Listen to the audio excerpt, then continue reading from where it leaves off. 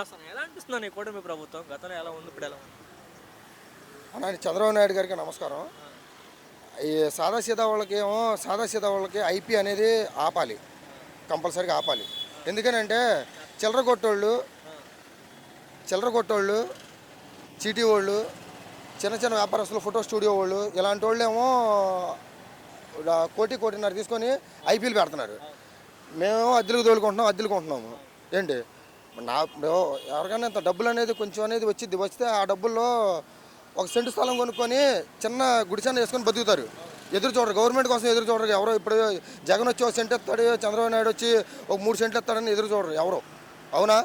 ఈ ఐపీ అనేది కొంచెం ఈ దేశం నుంచి తరిమి కొట్టండి, అది చాలు. పవన్ కళ్యాణ్ గారు అయినా సరే, చంద్రబాబు నాయుడు గారు అయినా సరే, ఇది ఒక్కటి మాత్రం చేయమని చెప్పండి. బాగా పెడుతున్నారన్న జనం. ఎవరో పెట్టారు కాబట్టి చెప్తున్నా. పెట్టారు, దాంట్లో మునిగిపోయి నేను ఉన్నా. వాసన నేనే కాదు, నాలాంటి వాళ్ళు చాలామంది ఉన్నారు. కనీసం ఇప్పుడు ఐపీ పెట్టారు, కేసు పెడితే కనీసం పోలీసు వాళ్ళు కేసు కూడా తీసుకోవట్లా.